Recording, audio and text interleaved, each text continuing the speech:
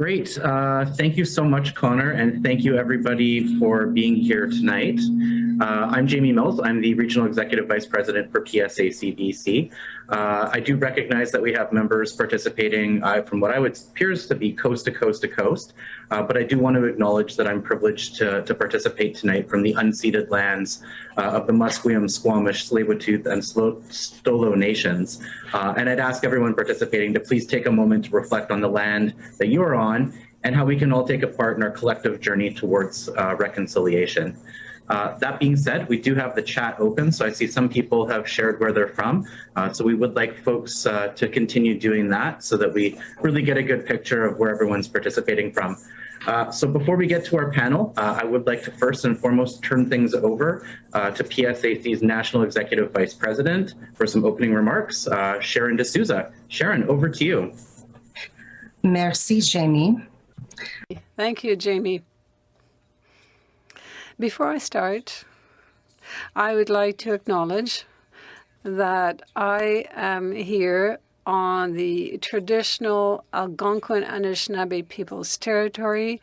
I'm grateful to be here on this territory.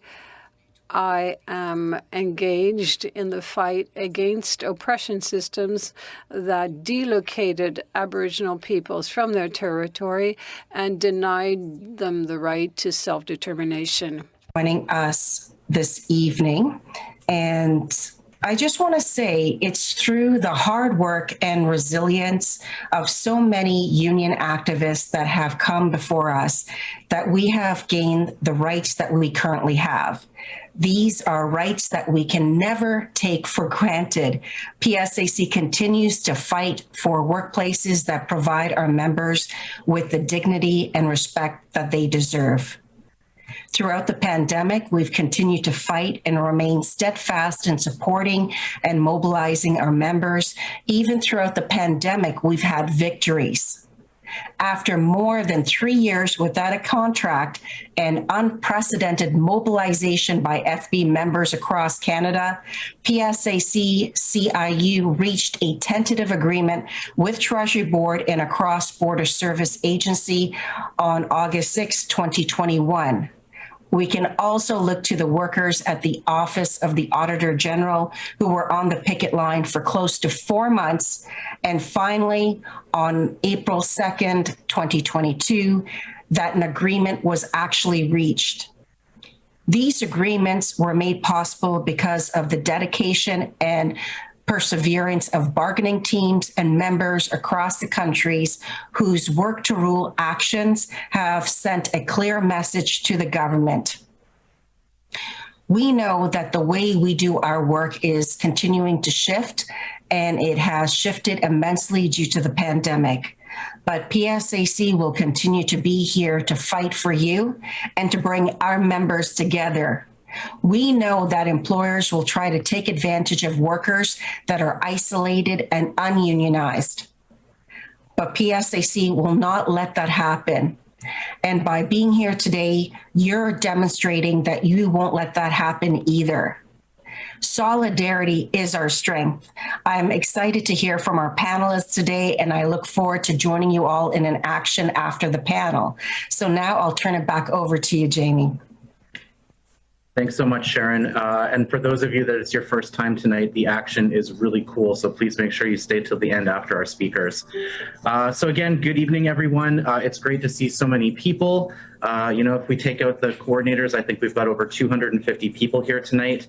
And as Sharon mentioned, we're here to talk tonight about strikes and most importantly, about winning strikes. But before we get to that, I think it's really important to mention that taking strike action is the last thing on the road towards a good new collective agreement. Strike action is usually the last step in a series of escalations. So that could be things like workplace action, public actions, political actions, those types of things that put pressure on employers to come to the table with a fair offer. And these things all make a difference. As we should know, PSAC members are doing all of these things right now, and we need to keep doing them. We deserve a fair wage increase that keeps up with the cost of living, not the insulting wage offer of 1.75% that Treasury Board has on the table right now. We deserve good working conditions that reflect the changing nature of our workplaces, not concessions. And I know that you know this, and I know that together we will keep the pressure on Treasury Board to come to the table with a fair offer. So without further ado, our first speaker will be Danielle De Bouque. Danielle is a proud member of the Customs and Immigration Union and a member who works at the Canada Border Services Agency. She also sits as the Canadian Labour Congress Vice President for Equity, representing workers of color. Danielle, over to you. Bonjour. Hello. Thank you, Jamie, for this presentation. I'll continue in French. If my connection cuts out, I will have to drop the video. Just let me know, please. I'd like to acknowledge that I'm the Kanawake unceded territory of the Mohawk Nation, and I would like to acknowledge also that today is May 17, and it is Against homophobia, transphobia, and biophobia. Merci à tous. Thank you all for being here tonight. It is a privilege and an honor to speak to so many people in attendance despite your busy schedules. And it's wonderful to have you here as union activists. Thank you very much. I will talk about mobilization at the FB table. Before we talk about strike action, during the pandemic, and as we wait for the report of the Public Interest Commission for the FB table, in June 2021, I was contacted by the Public Service Alliance of Canada to ask me if I would take part in a phone campaign to mobilize the members of the FB table around bargaining issues. What did it entail? It was a little bit like sending out a short and clear message informing members about the collective agreement and listening to them, listening to their issues, the issues that they were going through during the pandemic. Since we were one of the last tables, I think in actual fact we were the last table to bargain with Treasury Board, we had an advantage despite the pandemic.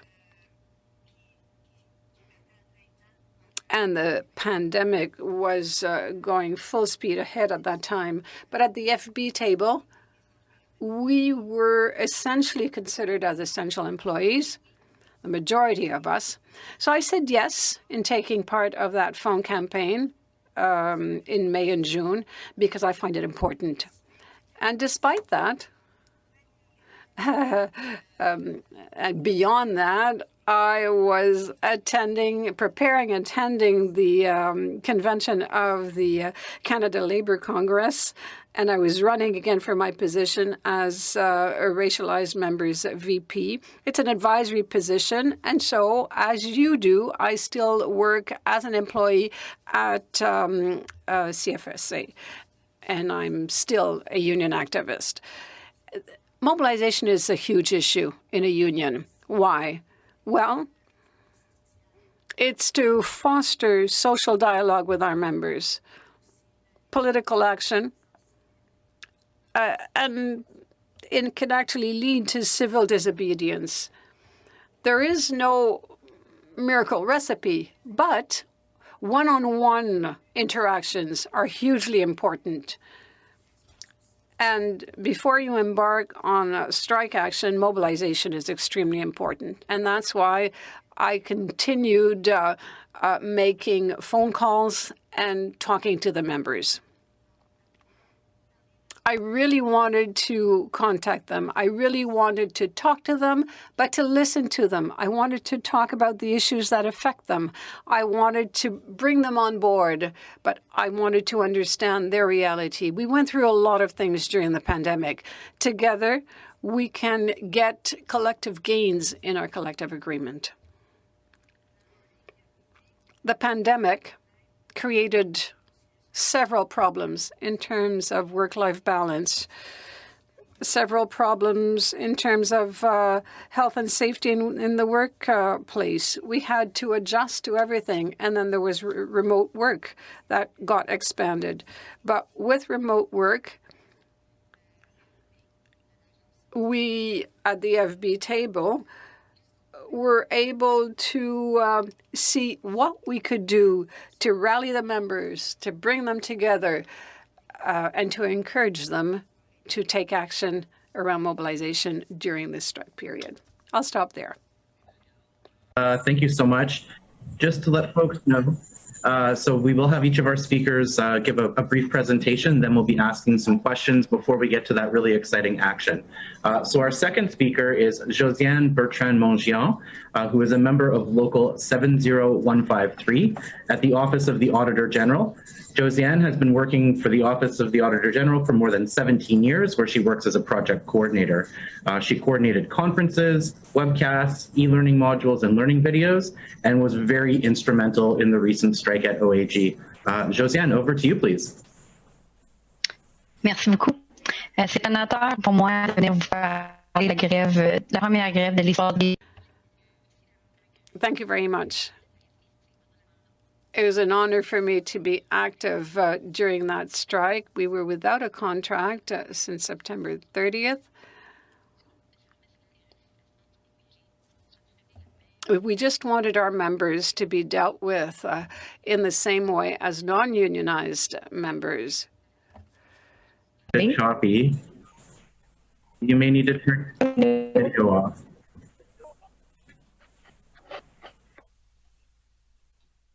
Comme ça? Like this? Yes, thank you. Please continue. No problem. So we wanted fair economic increases, a wage grid for all the members, and parity with other workers. Despite the fact that the PIC confirmed that our positions were fair and reasonable, the employer always came back to the bargaining table empty-handed. After a positive strike vote in November, we started with work to rule. We just worked to our job descriptions, to the letter, and we had backgrounders on our computers, on MS Teams, saying, "I support my bargaining table." And we really stood out in virtual meetings. On November 1st, we all went to picket in front of the Ottawa office. Several of us had never taken part in a demonstration in all our life. My sister Laetitia helped me to put my sign around my neck because I was shaking too much. It was really something to be surrounded by 100 people after 2 years of remote work.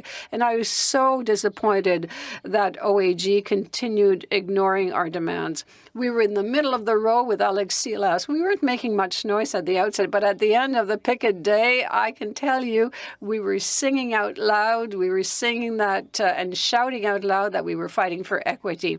While some worked to rule, others then started striking strategically at strategic times, at the end of the year end or when reports needed to come out. Despite all of that, the Auditor General still came empty-handed. So we voted in favor of a general strike in March. During the first weeks, we could not picket in person because of health restrictions.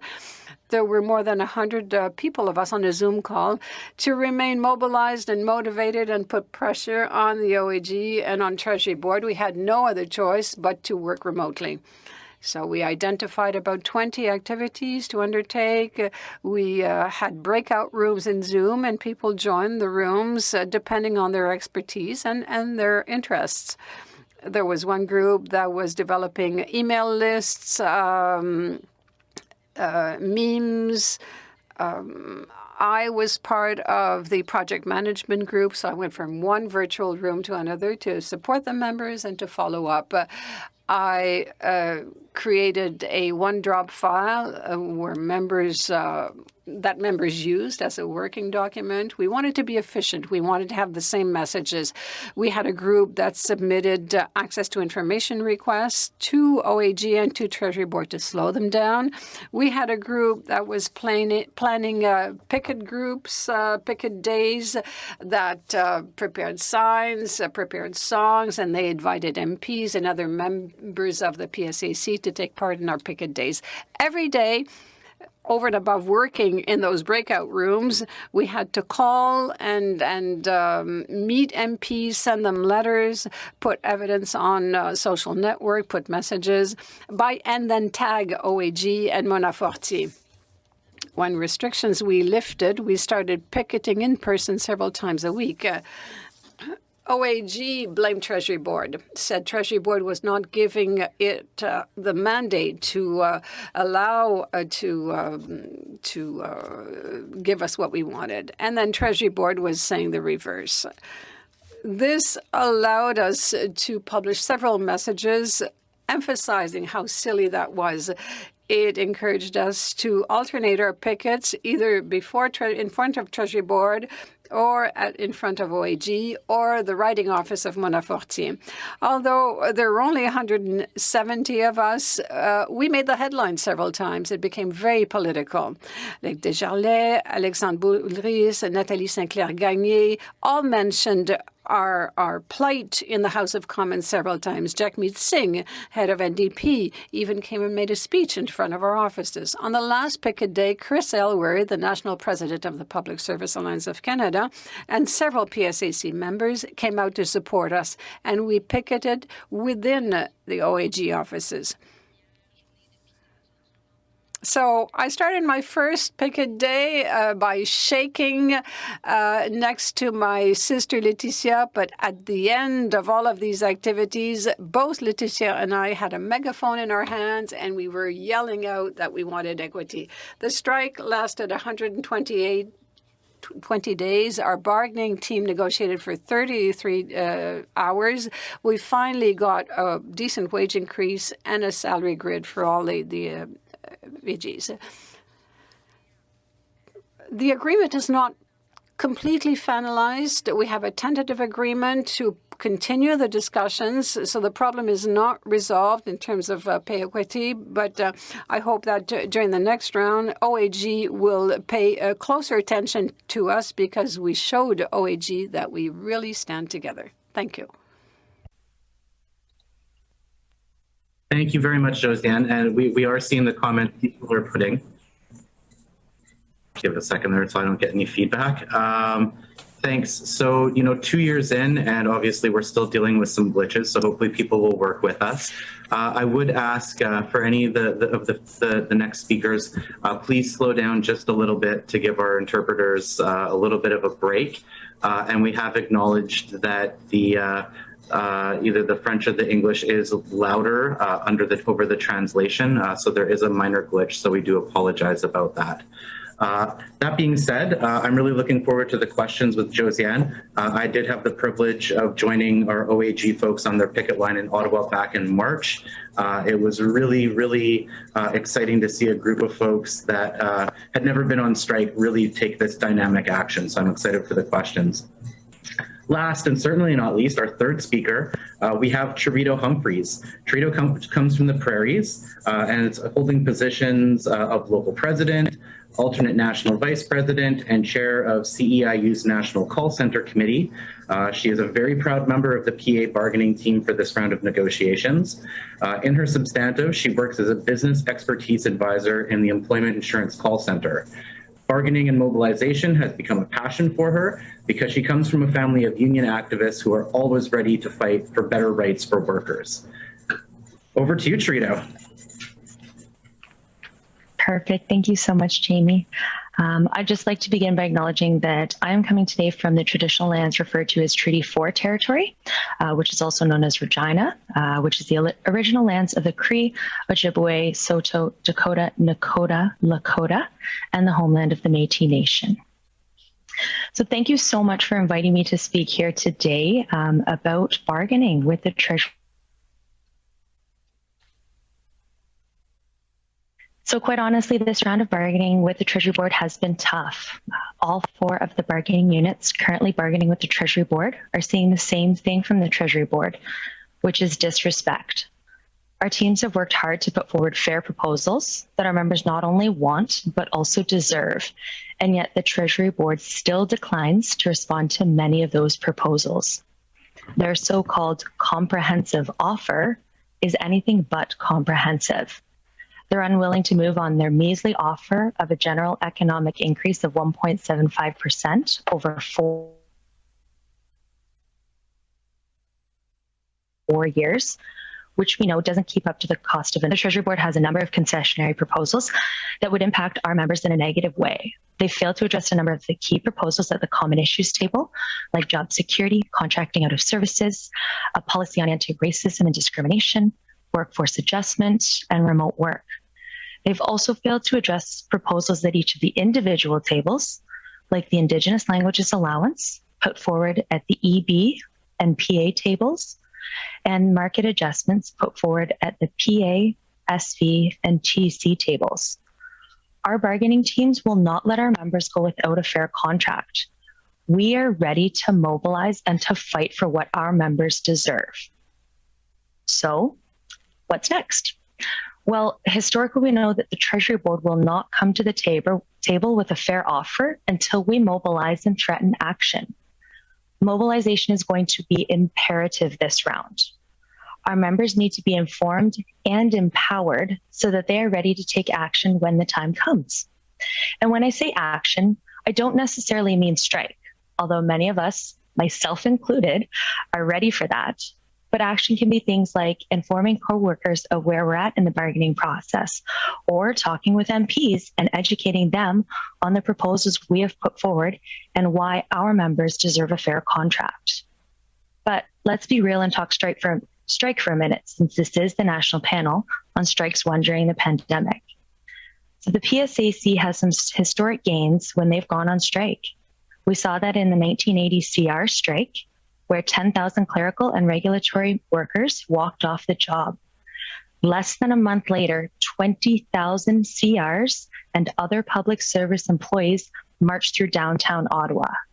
The result of this strike was a 24.8% increase over 2 years, and other gains, such as paid maternity leave for the 2-week waiting period with employment insurance. At that time, women made up 67% of the CR bargaining, and 57% were under the age of 35. In 1991, PSAC members held the largest national strike by a single union in Canada, where approximately 70,000 members deemed non-essential walked out.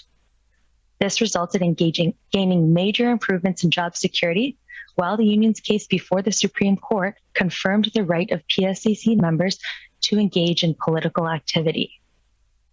So if we get to a strike this round, it would be monumental. It would be the largest federal public service strike in North America. We would literally make history. And we're doing it not only for our members, but for labor in North America. A win for us is a win for all. So we set the precedent for many other unions and many we raise the bar for labor standards, and what we gain will not only benefit us now, but benefit all of the generations to come. So it's time for us to stand up, get loud, and be heard. It's time for us to mobilize. We can start by learning more about the bargaining process and what proposals have been put forward by the PSAC and what concessions the Treasury Board wants. That can all be found on the PSAC website. If we get to impasse, there will be strike training provided by the PSAC. Soon, an online course about strikes and mobilization will be launched on the PSAC website. It's a self-directed course that members can take at their own pace. We also have the national panels like the one here tonight. These panels often focus on important issues related to bargaining and have a multitude of speakers who are a wealth of knowledge on the topics. We also have the Regional Mobilization Summit starting this week, with the first one being delivered today in the Prairies, which I had the privilege of attending. They're a great opportunity for regions to come together and start to plan how to best mobilize their regions and engage with activists. Ultimately, though, our goal is to get back to the table with the employer and to reach a deal that is fair for all of us. If the employer continues to refuse to come to the table with any willingness to negotiate on these demands, they will force us into a strike position, and we will have to take strike votes in the membership to see if we're ready to step up and take job action and fight for fair wages, equity in the workplace, work-life balance, and a strong public service. So as bargaining team members, we need your support now more than ever. We need the Treasury Board to feel the heat. They need to know that our more than 115,000 members currently without a contract are ready to take action and to fight for the fair contract that they deserve. Our bargaining team members are ready to fight, and we ask that each one of you stand with us in solidarity. Thanks, Jamie. Thank you so much, Charito. And I think it's so important that we reflect on some of the struggles we've had in the past and some of the wins that we've had in the past. So I really appreciate you bringing that lens to this tonight. So we're going to move to the questions. And wow, we've got almost 300 people here now. And then shortly after the questions, I'm going to be turning things back over to Sharon. And we're going to go through this really awesome action where we're going to reach out to some MPs. So the first question I have is a question for Danielle. Danielle, can you speak a little bit more about why you found the peer-to-peer calls to newer recruits, the ones that you participated in before the strike, were particularly effective? Merci, Jamie. Thank you, Jamie. It's hard to mobilize. And very often we have to ask ourselves, why is that? Will the mobilization efforts be suitable for members? And that's why it's important to contact our members peer-to-peer, one-on-one. That will help us. And it will help us discuss with our members democratically as a union. The CLC, several years ago, set up a program to talk to the members, member to member, like peer-to-peer. The PSAC used it during the We're All Affected campaign. You may recall that campaign.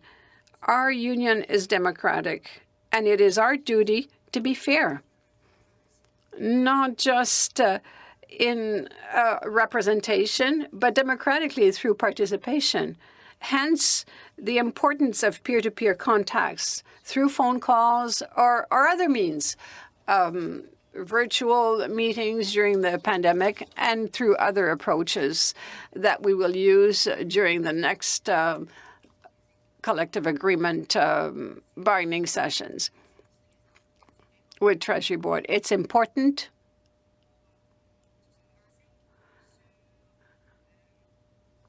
And at the same time, we're getting insight on these approaches with our members.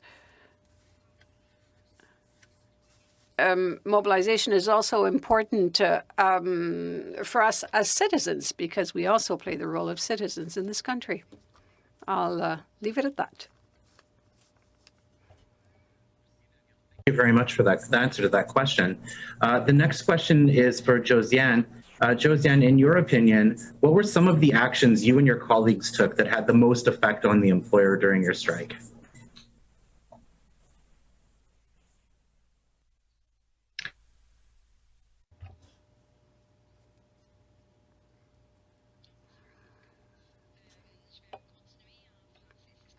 I'll continue in French. That's what I was asked to do. I would say that communication with MPs, all of the calls, all of the emails that we sent, tagging them on Twitter were really helpful. We gained a great deal of visibility with MPs thanks to that. It was stressful at first to talk to MPs. We had no experience. But then you realize they're very open people. They're ready to listen, and they still support us today. Mick Desjardins still talks about us in the House of Commons. Now that we're back in the office, he wants to make sure that things are well and that we're building back and that things will continue improving. So that is one of the actions that was really helpful. Talk to MPs, communicate with MPs. They came to talk to us while we were picketing. It was really something. And I would say as well, of all of our picketing and our rotation between the office and Mona Fortier's office, it allowed us to gain a great deal of visibility with the media. And we're able to talk to the media. So every time we went to picket in front of Mona Fortier's office,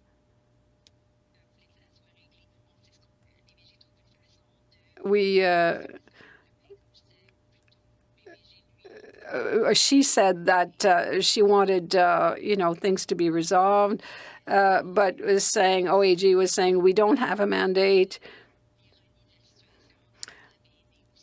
And Treasury Board was saying the same thing, that it was up to OAG, and that was really helpful. These are the two main actions that helped us.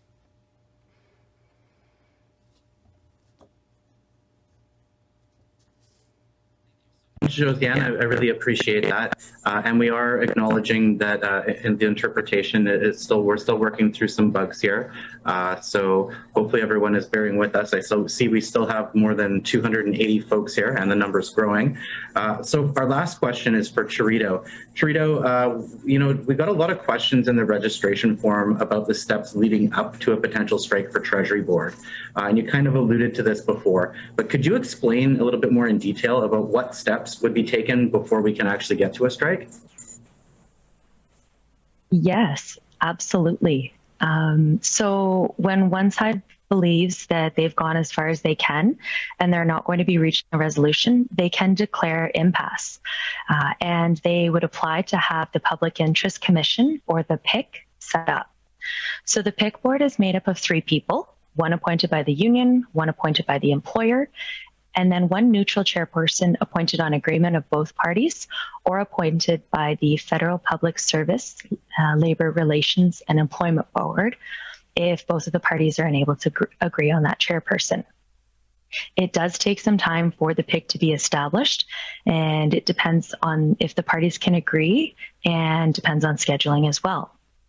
So from there, the hearings are scheduled for the union and the employer to present written and oral arguments in support of their outstanding proposals.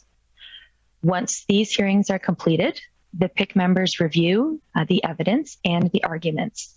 Their role is to make recommendations to the union and to the employer that could help them reach a settlement. So from there, the recommendations are not binding, which means that neither side is actually required to accept them. This is supposed to be done within 30 days, but historically we have not seen that happen within that timeline. The best outcome at this stage is for the union and the employer to resume bargaining in light of the recommendations of the PIC. So during this time, the union can start organizing and mobilizing members by starting strike training, getting informed, lobbying members of parliament, etc. We also need to finalize the essential services agreements. These members would continue to work in the event of a strike, but there are other ways that they could assist the members if a strike actually happens.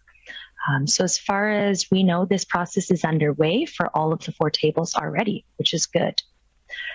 In addition to those other 2 steps, organizing and mobilizing, the PSAC also organizes a strike vote for members in that bargaining unit. So members have the opportunity to vote for or against strike action. The vote usually occurs around the release of the PIC recommendation, because the results of the strike vote can only be used for 30 days after that vote is completed. So if bargaining hasn't produced a settlement, there are certain conditions that have to first be met before we can actually take strike action. So there are 4 main actions. Number 1 is that it has to be at least 7 days since the PIC has issued its recommendation. Secondly, the union and the employer have agreed on which positions are essential services. Third, the members have to have voted in favor of a strike, and it have been no more than 30 days since that vote has passed and the results are released. And then lastly, the PSAC's national president has to actually authorize the strike. So taking a strike vote doesn't automatically mean that there will be a strike, though. There's nothing stopping the union and the employer from meeting again at any time. Sometimes this happens with the help of a third party who is neutral, such as a mediator. It may even happen before a strike occurs or while a strike is taking place. So the best outcome is when parties reach a tentative agreement before a strike actually takes place. But sometimes it takes a strike to get the employer to make a better offer by showing how serious our members are and that they're ready to support the bargaining demands, and to remind them that the power lies with the workers and not with the employer. And so I'll just end by saying that if we do get to the point of impasse, it will be announced publicly.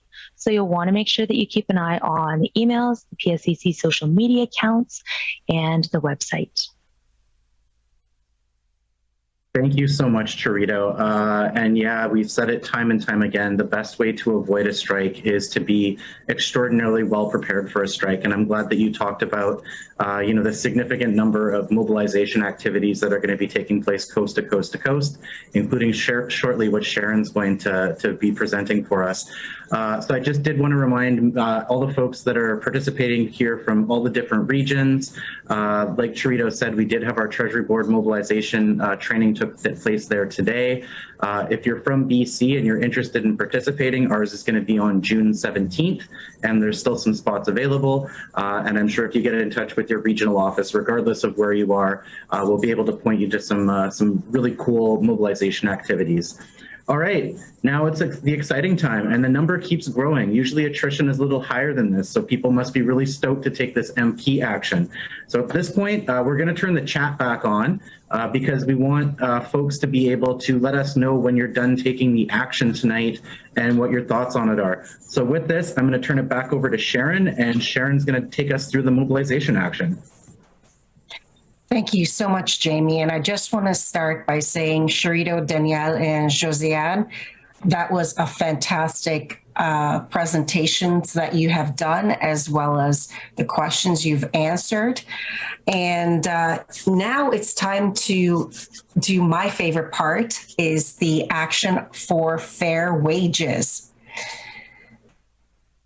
Just going ahead and making sure that my system is set up, and it is. So as I mentioned, that today's action is for fair wages. We're continuing to build on some great momentum, and we need to continue to keep the pressure on. Now, we're going to do a short digital phone message action with members across the country to support our demands for fair wages.